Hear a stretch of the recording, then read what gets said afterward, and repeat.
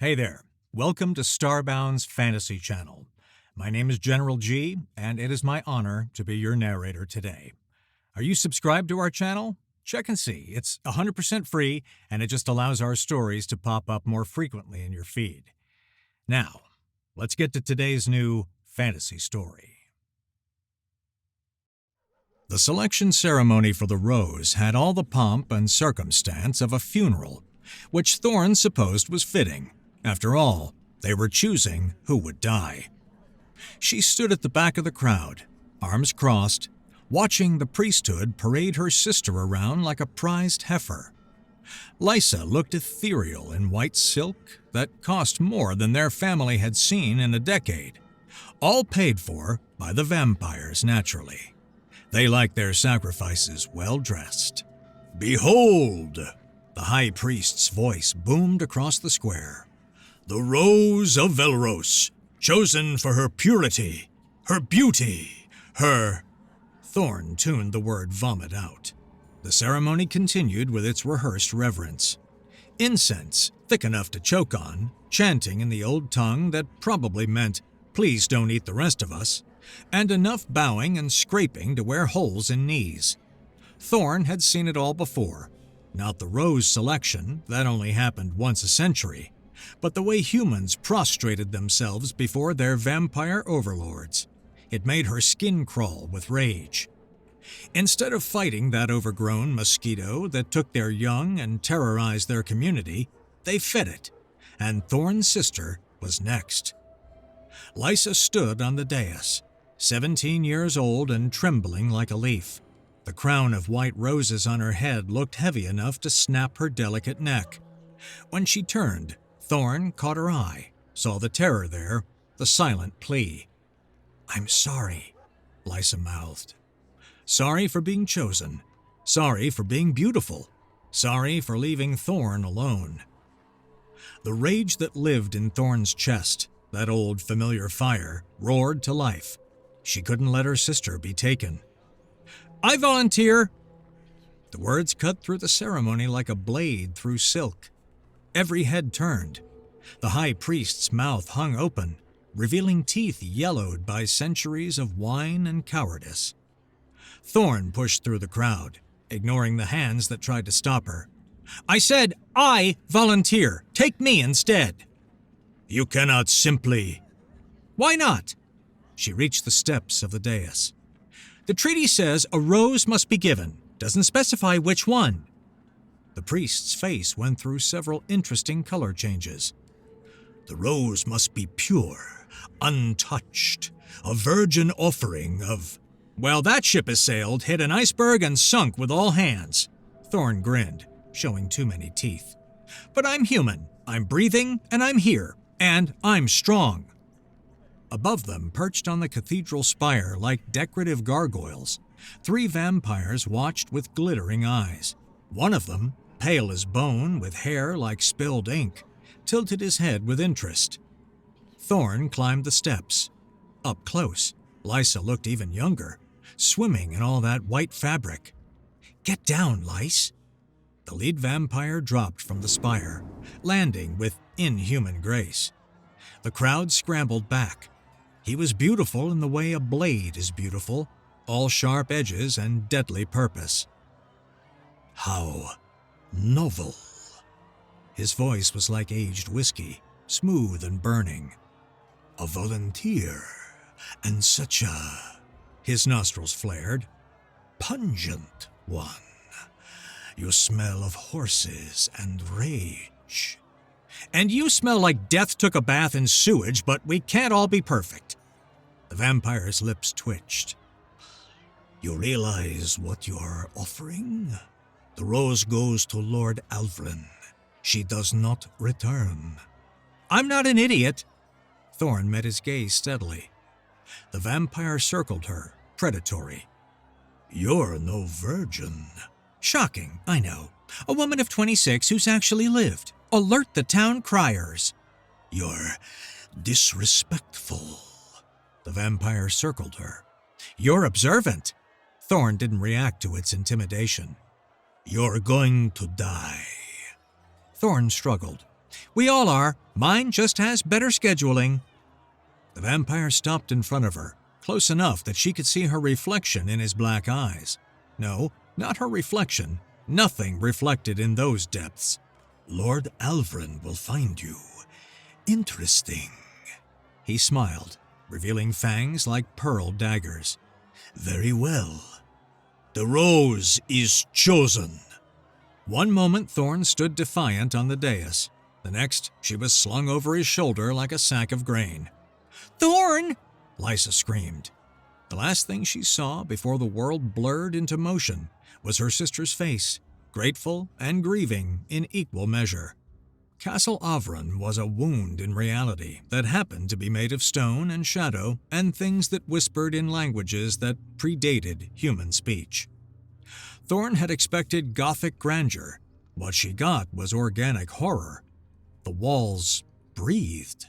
The floors had veins. Portraits followed her with eyes that occasionally blinked. Charming, she said to the vampire escorting her. Did you decorate it yourself or hire someone with a profound fear of right angles? He didn't answer.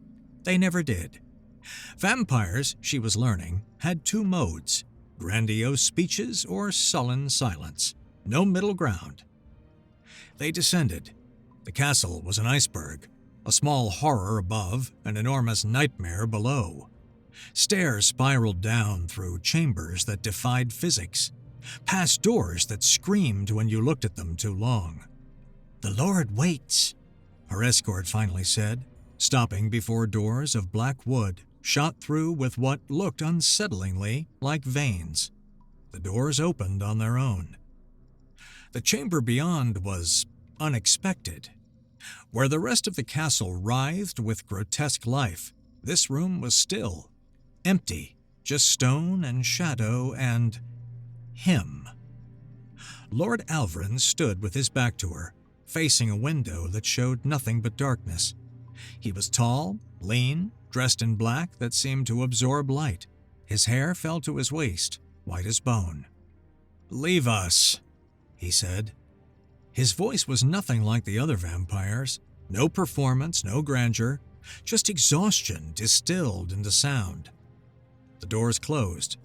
Thorn was alone with death.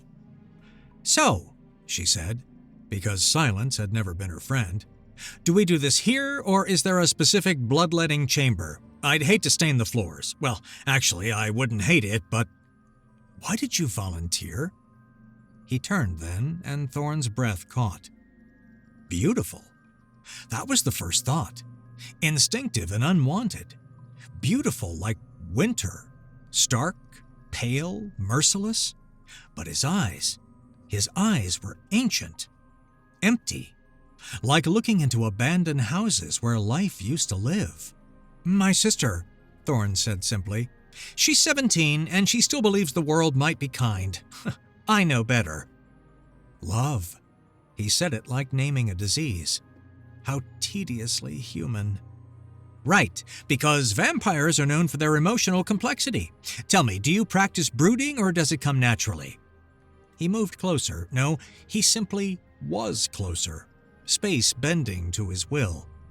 This close, she could see the marble perfection of his skin, the unnatural stillness of his chest that drew no breath. The rose is meant to be pure, innocent, a virgin sacrifice to ensure the treaty holds. "Yeah, well, you got me instead. A foul-mouthed stable hand. Disappointing, I'm sure." His hand rose, fingers ghosting near her throat. Not touching, not yet. "Do you know what I am going to do to you?" "Drain me dry, I assume. Though if you're looking for vintage innocence, you're gonna get more of a house red. Robust, with hints of horse manure and poor quality mead." His lips twitched. Almost a smile. Almost. "You talk too much." "Yeah? When's the last time you had a conversation that wasn't about doom and gloom?" "Longer than you've been alive." Thorn smirked. "Sad." His fingers finally touched her throat. Ice against warmth. Thorn fought not to flinch. "The ceremony is tomorrow night," he said. "You will be bathed, dressed, prepared. Double it and give it to the next one." He blinked. It was the most human expression she'd seen from him. "Double? I'll do the dying part, that's the deal. But I'm not playing dress-up. You want my blood? You get it as is. Farm fresh, no preservatives." "You cannot simply—" "Why does everyone keep saying that?" Thorn stepped back, breaking his touch. "Look, I'm here. I'm human. I'm the Rose. But I'm not pretending to be something I'm not just to make my death prettier for you. Take it or leave it." Silence stretched between them, taut as a bowstring. Then, Alvrin laughed. It was a terrible sound. Rusty, painful, like he'd forgotten how. It lasted only a moment before dying, but the echo of it changed something in the room. "Fine," he said. "Come as you are, Thorn of the Stables. We'll see if your blood tastes as sharp as your tongue." He turned away, dismissal clear. He paused at another door she hadn't noticed. "Your chamber is 3 floors up. Second corridor, the door with roses. Try not to antagonize the paintings. They bite." He was gone before she could respond, leaving her alone in the empty chamber.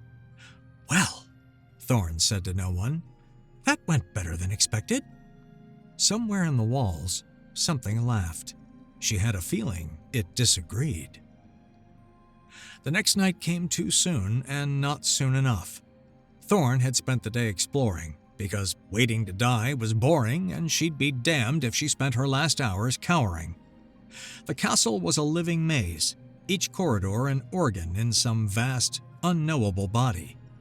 She found kitchens that cooked nothing, libraries full of books that bled when opened, and a ballroom where ghostly figures danced to music only they could hear.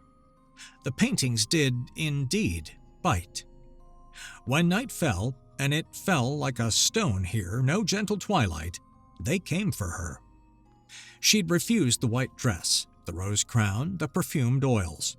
She wore her own clothes, practical leather and worn cotton, boots that had seen better decades. If she was going to die, she'd die as herself. The ritual chamber was at the heart of the castle, downstairs that seemed to descend forever. The walls here weren't stone, but something organic, pulsing with a rhythm that might have been a heartbeat if hearts could be made of nightmare. Alvrin waited at the center, surrounded by vampires in ceremonial robes that did nothing to hide their predator nature. He wore simple black, his white hair unbound. In the flickering torchlight, he looked like a beautiful corpse. "The Rose comes willing," someone intoned. "The Rose comes pissed off that you made her walk down 1,000 stairs, but sure, let's go with willing," Thorn huffed, still catching her breath. Several vampires hissed. Alvrin raised a hand and they fell silent. "Approach." Thorn did, each step measured. The other vampires formed a circle, witnesses to whatever ancient nonsense was about to happen. At the center was an altar, not stone, but what looked like a single massive tooth carved into a platform. "Classy," she muttered. Alvrin's lips twitched. "Kneel." "Rather not. Bad knees. Stable work, you know." "Thorn?" Fine. But if I can't get back up, it's your fault." She knelt. The tooth altar was warm beneath her hands, unpleasantly organic. Around them, the vampires began to chant in a language that predated human speech, each word a small violence against reality. Alvrin moved behind her, gathering her hair aside with surprising gentleness. "Any last words?"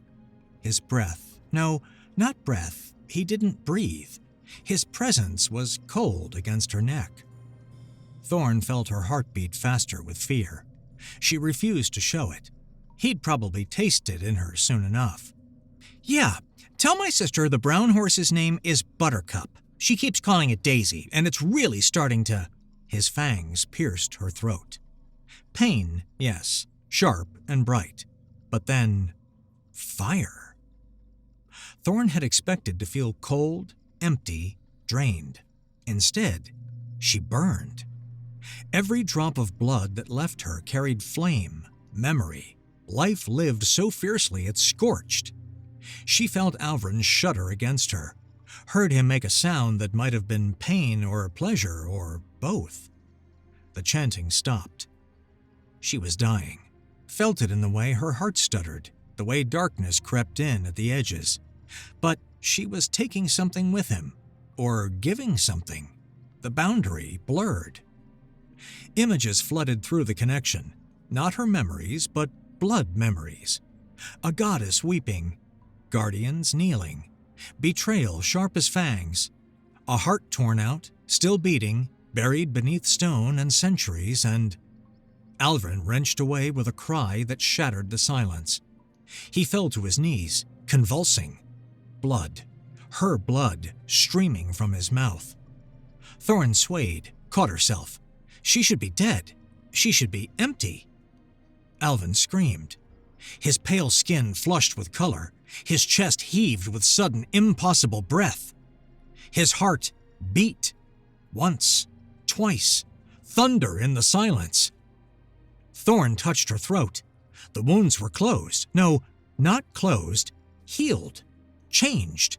She could feel her blood moving differently, carrying something new, something old, something that had been waiting. Alvrin raised his head and his eyes. His eyes were gold, warm, alive, terrified. "What did you do to me?" His voice broke on the words. Thorn laughed, wild and inappropriate. "I have absolutely no idea." Around them, the castle began to scream. The first thing Alvrin felt in 300 years was pain. Not the dull ache of existence he'd grown accustomed to. Real, vivid, mortal pain. His chest burned where his heart stuttered to life, each beat a small betrayal.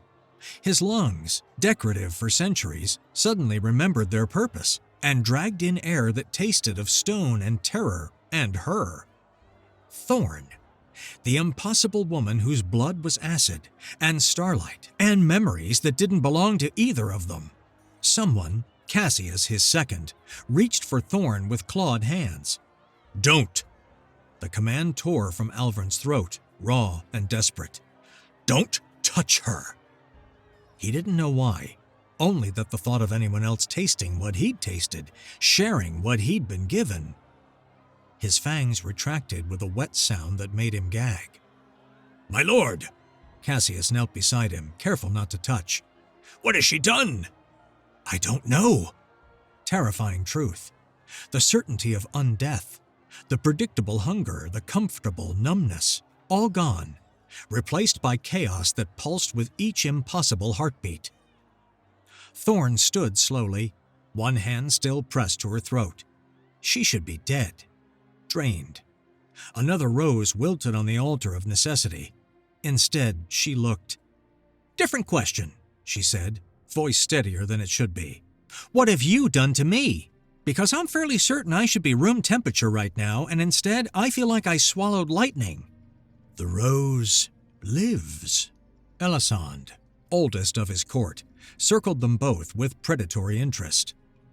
"The rose lives, and the Lord breathes. How fascinating." Elisande smiled, showing far too many teeth. "Perhaps we should taste her ourselves, see what—" "No!" Alvrin was standing. He didn't remember standing, but his body, his treacherous, warming, living body, had moved without permission, placed itself between Thorn and the others. "No?" Elisande frowned. "You forget yourself, Alvrin. The rose belongs to all of us. The treaty is fulfilled." He fought to control his voice, to find the cold command that had served him for centuries. Difficult when his throat kept trying to close with some emotion he couldn't name. "I drank, she died. She stands before us." "Details." Thorn stepped around him, apparently unconcerned with the room full of predators. The world tilted. Alvrin caught her as she fell, instinct overriding thought. She was warm, so warm. How had he forgotten what warmth felt like? "The change," someone whispered. She's changing! Into what? Alvrin found himself stroking her hair, another betrayal of body over mind. What is she becoming? What are you becoming? Elasan countered. Your skin warms, your heart beats. You breathe, Alvrin. You're becoming mortal. Mortal. Finite.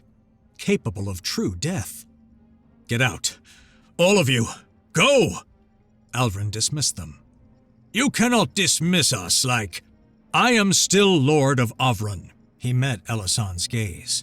Challenge me if you dare, but do it tomorrow, when we both know what I am. Tonight, I need... He needed to understand. Needed to think. The court exchanged glances, calculations. Vampires were patient predators. They could wait a night to see how this impossibility played out. One by one, they filed out. Elasan went last, pausing at the door. If you're becoming mortal, she said softly, you know what that means. The protection of Ovran, the treaty, your position, all forfeit, unless... Unless? Her smile was all fang. Unless she's becoming what you were. Balance, Alvrin. Always balance. The door closed with finality. Thorn pulled back enough to look at him. You have gold eyes now. Add it to the list of impossibilities. How do you feel? Like someone hollowed me out and filled me with, I don't know, lightning? Starlight? Really aggressive indigestion. She frowned. I can hear your heartbeat. She tried to stand, swayed. So, what now? Because, I'll be honest, the vampire orientation packet was light on details about what happens when the sacrifice doesn't take. Alvrin found himself laughing. Actually laughing. Not the bitter sound from before, but something almost warm. I have no idea. This has never happened before. So, what's this about you going mortal? Because that seems bad for you. Alvrin sighed. Perhaps. Or perhaps it's the first good thing to happen in centuries. She studied him with those impossible amber eyes. You're taking this very well. I'm in shock. Talk to me tomorrow when reality sets in. Tomorrow, she smiled, and it was sharp and soft simultaneously. Think we'll make it that far? Together or separately? Dealer's choice. He squeezed her hand gently. Gentleness, another thing he'd forgotten he was capable of. Together, I think. Whatever you are, whatever I'm becoming, we're connected now. Your blood in my veins, my essence, I suppose, in yours. Romantic, in a deeply disturbing way. I have been told I have a gift for that. They stood in the ritual chamber, surrounded by centuries of death, hands clasped like children afraid of the dark, children stumbling towards something neither understood. Your room or mine? Thorn asked. Because I'm about to fall over, and I'd rather do it somewhere without teeth for floors. Mine. It's closer, and has a bed you can actually sleep in without nightmares. Vampires have beds? We like to read. Do you really? No, but it sounded better than we keep them for decoration and occasional brooding. She laughed, bright in the darkness. Lead the way, Lord Heartbeat. He led her from the chamber, hyper-aware of every sensation. The stone beneath his feet, the air in his lungs, her pulse echoing his own. Behind them, the tooth altar cracked down the middle, weeping something that might have been blood or might have been older than blood. Neither of them looked back. Thorn dreamed of drowning in starlight. She stood in a place that wasn't, between heartbeats, between thoughts, between the moment of death and whatever came after. The goddess waited there, patient as stone. Virel had been beautiful once. Now she was something beyond beauty or horror, a concept given form, a memory wearing flesh like an ill-fitting coat, Her chest gaped open where her heart should be, the wound fresh despite the centuries. "He's drinking me slowly," the goddess said, conversational. "Each rose, each sacrifice, returns a drop of what was stolen. You're the first to give it back." I didn't mean to. Thorn felt strange admitting to it. He looked so empty. When he drank, I could feel how hollow he was. It made me angry. Anger. Virel smiled with too many mouths. Yes, that's what they couldn't drain. Love they took easily, twisted it to obsession, possession. Joy became gluttony, peace became stagnation, but anger, righteous fury at the wrongness of the world that burns too hot for their cold hearts. So, what am I now? Becoming. The goddess circled her, leaving footprints of light. As is he. The divine and mortal trading places. It's happened before in other forms. Gods who loved mortality enough to choose it. Mortals who burned bright enough to ascend. You're both. Neither. Something new. That's unhelpfully vague. I'm a dying god, not an instruction manual. Virel touched Thorn's face with fingers that felt like prayer. But I'll tell you this. What he drank can't be returned. What you're becoming can't be stopped. The only choice is what you do with it. And if I don't want to be a vampire? Then be something else. The blood remembers more than death, child. It remembers when we were all one thing, before the hungry ones learned to take without giving. The goddess began to fade. Wake up. He's dying faster than you're becoming. Balance must be chosen, not imposed. Thorn woke gasping, heart hammering against ribs that felt too small. The bed, Alvrin's bed, silk and shadow, was soaked with sweat. Dawn light crept through windows she could have sworn were light-proof, painting everything in shades of gold and blood. Alvrin lay beside her, and for a moment she thought he was dead. His skin had gone gray, black veins spreading from his chest like cracks in porcelain. His breathing, that impossible new breathing, came in short, pained gasps. Shit! She pressed a hand to his chest, felt his heart stuttering like a broken bird. Alvrin, wake up! His eyes opened, no longer gold but a muddy hazel, thoroughly human and thoroughly wrong. Hurts. What hurts? Everything. Being, feeling. He laughed, bitter. I'd forgotten pain could be so comprehensive. She could see it, really see it, with whatever new sight she'd been given. His body was rejecting the change, trying to die properly this time. 3 centuries of undeath didn't translate easily to life. He was burning through her blood too fast, candle lit at both ends. The goddess says you're dying. You dreamed of her? Less dream, more divine intervention. Thorn chewed her lip, tasting copper and starlight. She said something about balance being chosen. What happens if you drink from me again? I don't know. You're not human anymore, not entirely. He reached up, fingers tracing her face with reverent confusion. I remember everything. That's the problem. His hand fell. Every rose, every death. I think I'm too empty to hold life. Like pouring water into a shattered cup. Then we fixed the cup. Thorn. No, you don't get to give up. Not when I'm stuck becoming whatever I'm becoming. We figured this out. Together. He smiled, sad and fond. You make it sound simple. Most things are, when you strip away the dramatic nonsense. She sat back, decision crystallizing. Drink from me. Not like before, not the ritual, just drink. See what happens.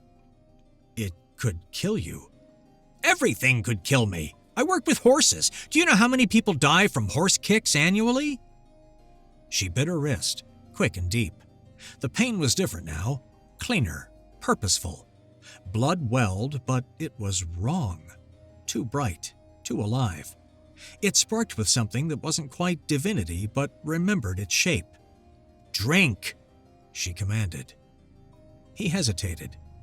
Then, with a sound like surrender, took her wrist in shaking hands and drank. This time, she felt the pull differently. Not draining, but sharing. The fire in her blood met the emptiness in him, and instead of consuming, began to build. "Enough!" Alvrin pulled away, but gently. The gray had receded from his skin, the black veins fading. His eyes were gold again, but human gold, warm and alive. "I understand now." "Understand what?" "Why you?" He sat up, cradling her wrist, pressing torn fabric to the wound. "The roses were chosen for purity because we thought that's what divinity wanted. Innocence, perfection. But gods are messy, complicated, human in all the ways that matter." "I'm not a god." "No, but you're becoming something that remembers what they were before we made them perfect and distant." He kissed her wrist, soft as snowfall. "And I'm becoming something that remembers what we were before we chose hunger over feeling." "So we're both disasters in progress." "Beautifully put." She laughed, then stopped. "Do you hear that?" Footsteps in the corridor, many, armed.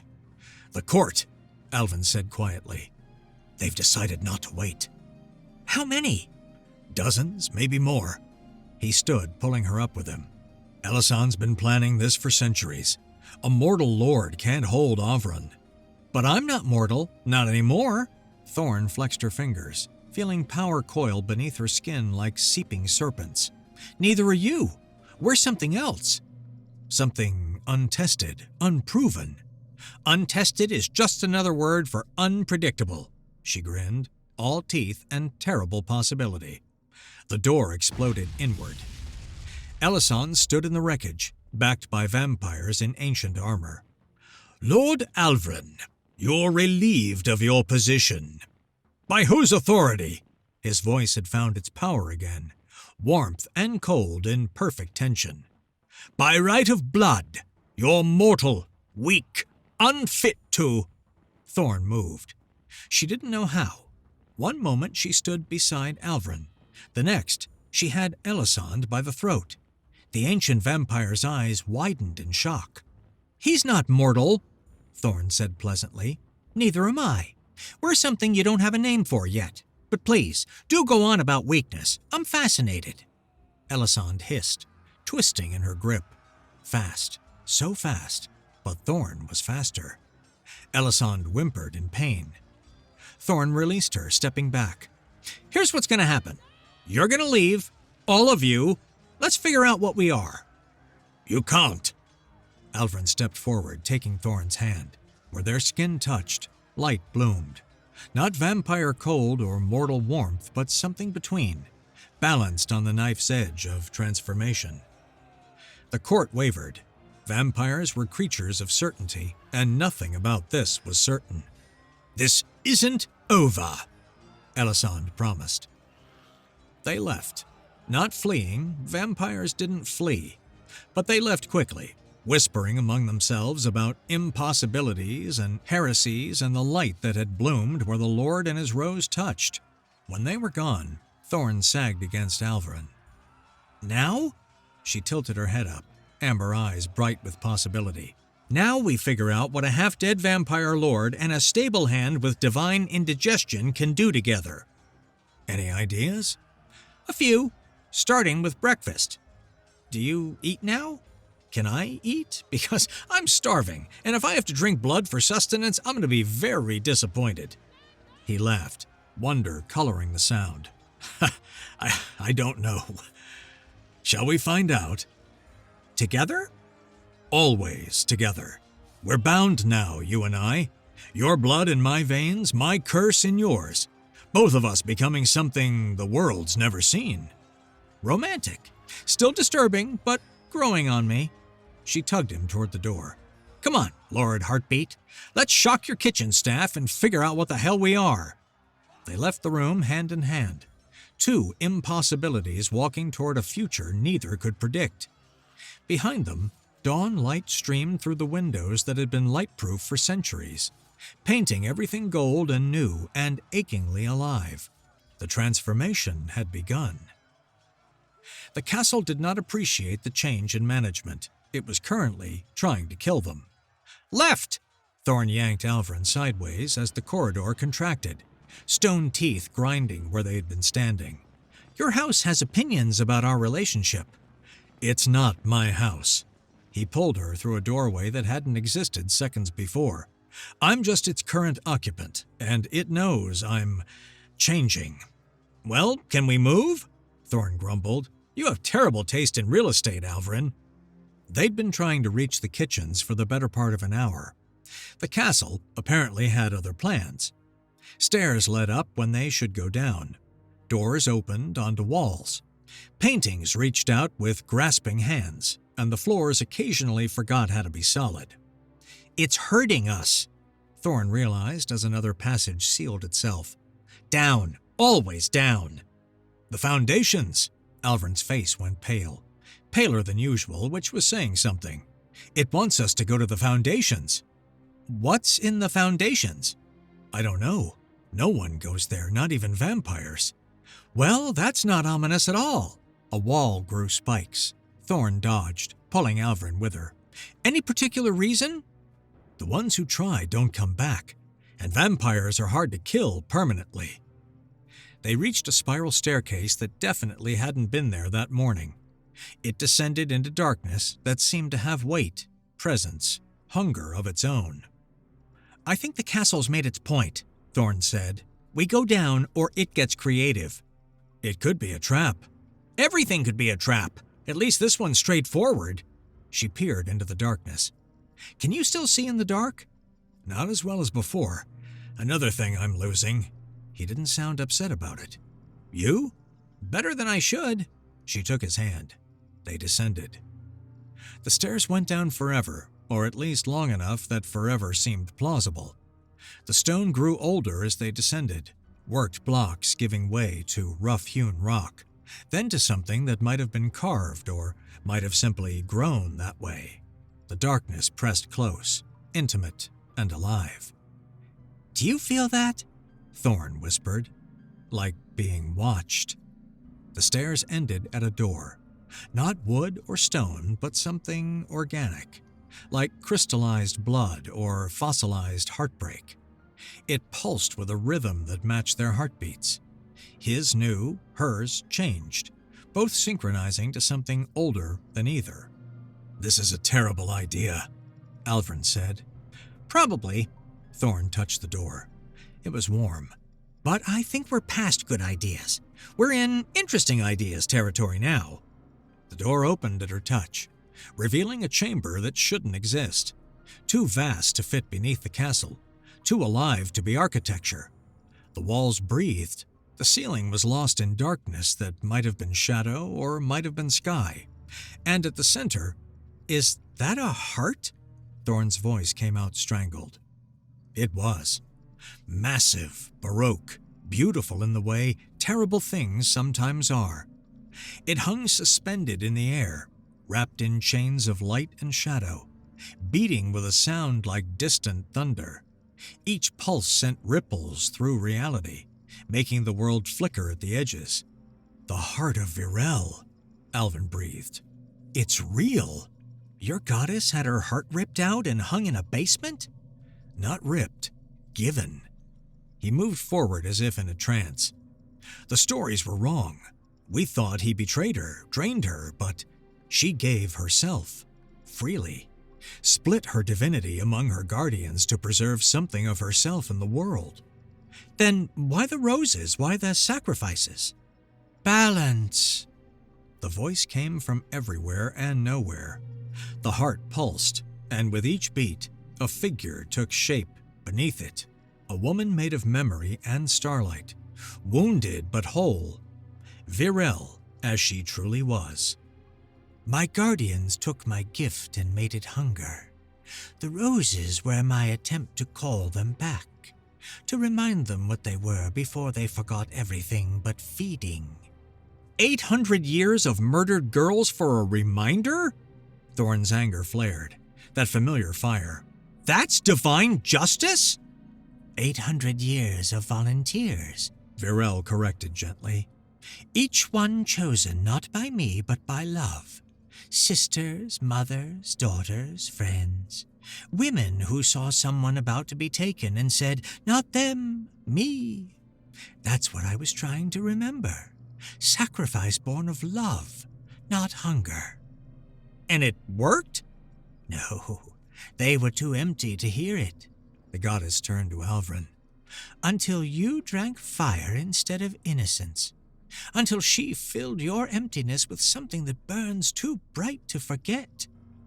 Thorn felt the truth of it, resonating in her changed blood.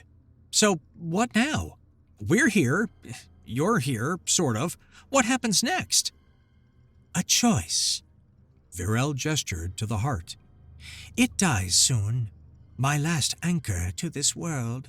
When it stops, the vampires lose their immortality. The treaties fail, the balance breaks. Unless? Unless? Alvrin's voice was carefully neutral. Unless someone takes it into themselves. Becomes the new anchor, the new balance. She looked between them. It requires two. One who remembers humanity, one who remembers divinity. Mortal and eternal combined. You want us to become you. Thorn said it flat, not quite a question. I want you to become what I couldn't. I was too distant, too perfect. I loved humanity but never lived it. My guardians lived forever but forgot how to feel. The goddess smiled, sad and fond. You're both neither. Something new. And if we refuse? Then the heart stops. The vampires fade. The humans inherit a world with all the monsters gone. And all the magic, too. No more healing springs, no more harvest blessings, no more small miracles, just ordinary mortality. That doesn't sound terrible, Thorn pointed out. No, just smaller, grayer. A world where nothing transcends the mundane. Virel began to fade. Choose quickly. The heart weakens with each beat. She was gone, leaving them alone with the dying heart of a goddess. Well? Thorn said after a long moment. This escalated quickly. Alvrin laughed, short and sharp. Ha! From stable hand to potential deity. That must be some sort of record. I'm an overachiever. She moved closer to the heart, feeling its pull. What do you think? I think we're being asked to take on a responsibility neither of us understands. When has that stopped us? Fair point. He joined her, close enough that their shoulders touched. It would change everything. We wouldn't be us, not as we are now. We're already changing. At least this way, we choose what we become, Thorn said. Together? Alvrin wouldn't admit it, but it was habit for vampires to be above change. But as a human, he just feared change. Feared what may happen to him and Thorn. Getting tired of that question yet? Thorn smiled. Never. He took her hand. She squeezed his fingers. Someone needs to keep you from brooding for eternity. Might as well be me. Eternity's a long time to put up with my moods. Good thing I'm difficult to bore. They stood before the heart. Two impossibilities preparing to become something even more impossible. The chains of light and shadow writhed, inviting, waiting. The beating grew irregular, skipping like a stone over water, time running out for gods and monsters and whatever lay between. They reached out, hands clasped, and touched the heart of a goddess. The world ended. The world began. Somewhere between the two, Thorn and Alvrin ceased to be singular and became something else. She was the rage of every horse kicked for being too slow, every woman told to be quieter, every human who looked at injustice and said no. He was the grief of immortality, The weight of centuries, the memory of what it meant to guard something precious. They were the space between mortal and eternal, the boundary where fire met ice and made steam. The heart didn't just enter them, it rewrote them from the inside out. Every cell remembered divinity. Every thought touched eternity. Every breath drew in the weight of what they were becoming. Too much, Thorn thought, drowning in sensation. Then share it, Alvrin's voice inside her mind now. She felt him take half the burden, felt herself take half of his. The goddess hadn't lied. It needed two. One alone would have shattered under the weight of so much possibility. Time did strange things. They lived every rose's death, every vampire's first hunger, every human prayer whispered in the dark. They saw the shape of what could be, a world balanced between wonder and mundane, where magic existed but didn't dominate, where immortals remembered mortality and mortals touched eternity. Choose, Virel's voice echoed. What will you become? Not gods. That was Thorn's first fierce thought. Gods were distant, perfect, cold. She'd rather die than become something that watched suffering from above. Not monsters. That was Alvrin's contribution. He'd been a monster for centuries, knew the weight of it, the emptiness. Never again. Then what? The answer came from both of them, simultaneous and certain. Between. Between mortal and eternal. Between human and vampire. Between the divine and the earthly. Not above or below, but between, holding the space where different worlds touched. The heart pulsed one last time and dissolved into light. They fell, but there was no ground to hit. Instead, they landed in themselves, changed, charged, challenged to be more than they were. Thorn opened her eyes. The chamber was gone. They stood in the castle great hall, morning light streaming through windows that had never existed before. The stone still breathed, but gently now, like a sleeping giant at peace. Did we? She looked at her hands. They looked the same, but felt different, like wearing gloves made of starlight. We did. Alvrin's voice was wonder and worry combined. How do you feel? Like I swallowed the sun? She touched her chest, feeling her heart beating in a rhythm that wasn't quite human anymore. You? Like I'm drowning in sensation after centuries of drought. He held up his hand, watching light play across skin that was neither vampire pale nor human pink, but something between. I can feel everything. The castle's foundations, every life within miles, the roots of mountains. That seems like a lot. It is, but he smiled, and it was radiant. It's wonderful. I'd forgotten what wonder felt like. The doors burst open. Elisande and her followers poured in, ready for war. They stopped short at the sight of them. What have you done? Elisande's voice came out strangled. Evolved, Thorn said simply. The old way is ending. We're here to help build what comes next. We don't need help from abominations. No? Alvrin stepped forward, and the castle responded. Stones sang. Light bloomed in shadows that had festered for centuries. Then leave. Find another castle, another way. But Avron chooses its master, and it's chosen us. Both of us, Thorn added, moving to stand beside him. Where they touched, that strange light bloomed again. Not divine, not mortal, but balanced between. The age of vampires lording over humans is done. So is the age of humans cowering in fear. We're something new, a bridge between worlds. And if we refuse this new order? Then you're free to go, Thorn said. No one's forcing you to change. But the heart of Virel is gone. The old immortality is fading. You can spend your remaining centuries clinging to what was, or you can help us build what could be. What could be? Elisande sneered. And what's that? We don't know yet. Alvrin's honesty rang like a bell. Some of the vampires exchanged glances. uncertainty replacing arrogance. One younger looking than the rest stepped forward. Will we die? Everything dies eventually, Thorn said gently. But not today, not tomorrow. You have time to decide who you want to be without the hunger driving you. The hunger's gone? Transformed. You'll still need blood, but not to survive. To connect, to remember what it means to share life instead of taking it. She held out her hand, palm up. A drop of her blood welled up without breaking the skin, crystallizing into something that looked like a ruby made of light. Try it. The young vampire took it hesitantly, swallowed it like medicine. His eyes widened. I can taste sunlight, and horses, and anger at injustice, and tears, actual tears. And love, so much love. That's what we're offering, Alvrin said. Not an ending, a transformation, a chance to be more than what we were. One by one, the vampires made their choice.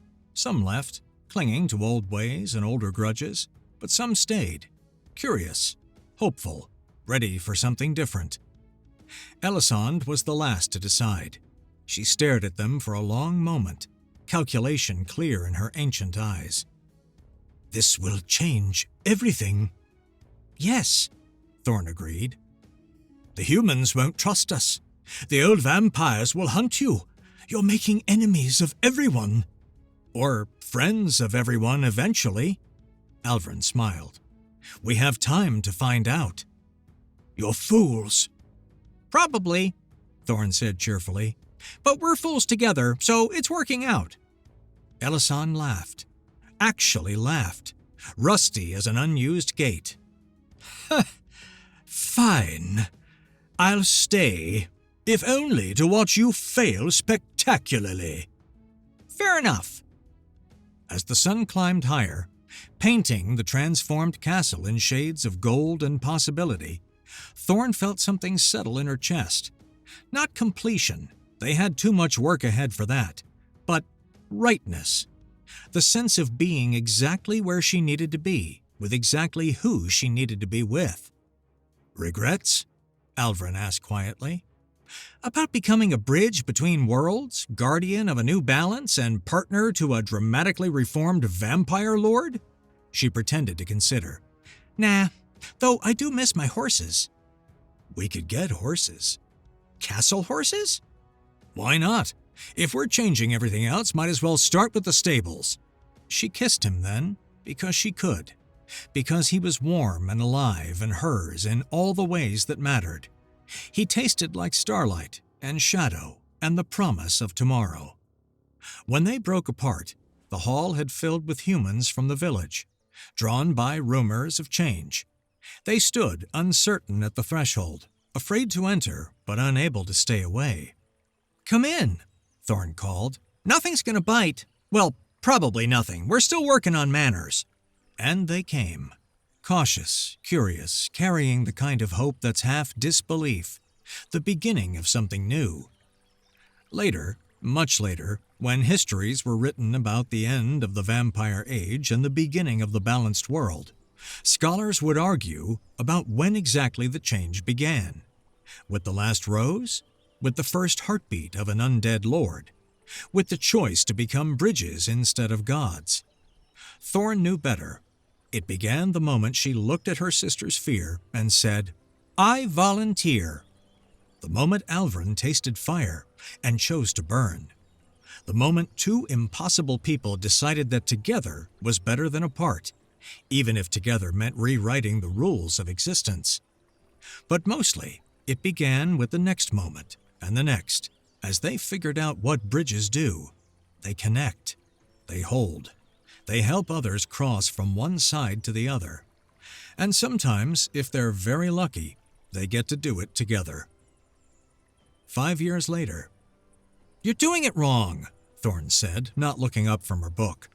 I'm watering roses.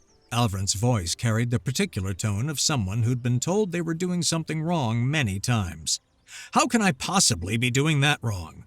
You're overwatering the yellow ones. They're dramatic. They'll faint. Roses don't faint. Mine do. They're special." He appeared in her peripheral vision, dirt on his hands and sunlight in his hair. 5 years of mortality had agreed with him. He looked less like a marble statue and more like a man who'd discovered the joy of gardening badly. "Everything here is special," he said, sitting beside her on the bench. "Vampire roses that bloom at night, human roses that sing, whatever those purple things are." "Those are Mrs. Henderson's anxiety flowers. She couldn't figure out how to process becoming functionally immortal, so she grew them instead." "And they help?" "Apparently. She says they worry so she doesn't have to." The garden sprawled around them, impossible and thriving. It had started as a joke, Thorn missing her horses, Alvrin learning to nurture instead of drain. Now it was the heart of New Avron, where humans and vampires and everything in between came to remember what they were becoming. "The delegation from the Northern Kingdoms arrives tomorrow," Alvrin said, pulling a leaf from her hair. "They want to know how we did it." "What did you tell them?" "The truth. That we have no idea. We're making it up as we go, and somehow it's working anyway." "That'll terrify them." "Good. Terror's honest. Better than false certainty." Thorn leaned into him, feeling the familiar pulse of shared power between them. They weren't gods. Gods didn't get dirt under their fingernails or argue about rose care. They weren't monsters. Monsters didn't build gardens where ancient vampires learned to cry again. They were something harder and simpler. Two people who'd chosen each other and kept choosing, every day, to build something better than what came before. "Lysa's coming to visit next week," she said, "with her husband and their baby." "The one who was born with fangs?" "Tiny fangs, adorable fangs. She mostly uses them on apples." "The world's changing faster than we expected." "Disappointed?" "Relieved. If we controlled it, we'd be gods. This way we're just us. Gardeners of possibility." "That's either profound or ridiculous." "Both, probably." A vampire child ran past, chasing a human playmate, both shrieking with laughter. The sun didn't burn anymore. Thorn's blood had seen to that, spreading change like beneficial contagion. The night didn't threaten. Alvrin's influence gentled the darkness, made it welcoming instead of hungry. "Do you miss it?" Thorn asked. "The simplicity of before." "Which before? When I was a hollow lord in an empty castle? When you were a stable hand expecting nothing but hard work and early death?" He kissed her temple. "No. Complicated is harder, but better." "Even when the castle rearranges itself because it's bored?" "Especially then. Keeps us alert." "Even when the vampires and humans argue about trade agreements?" "Gives us something to mediate." "Even when I steal all the blankets?" "You're a blanket thief?" "Terrible one. Ask anyone." "I'll manage. I've got centuries to develop counter-strategies." "Only centuries?" "To start." They sat in comfortable silence, watching their impossible garden grow. Somewhere in the distance, bells rang. Not funeral bells or wedding bells, but something new. Transformation bells, maybe. Becoming bells. The sound of a world learning to be different than it was. "Together?" Alvrin asked, as he did every morning, like a prayer or a promise or both. "Together," Thorn confirmed, as she always would. The sun set, the moon rose. In the garden of memory, impossible flowers bloomed, tended by two people who'd learned that the greatest magic wasn't in power or immortality or divine blood. It was in the choice to change, to grow, to tend something beautiful in the ruins of what was, and to do it together, always together. The end.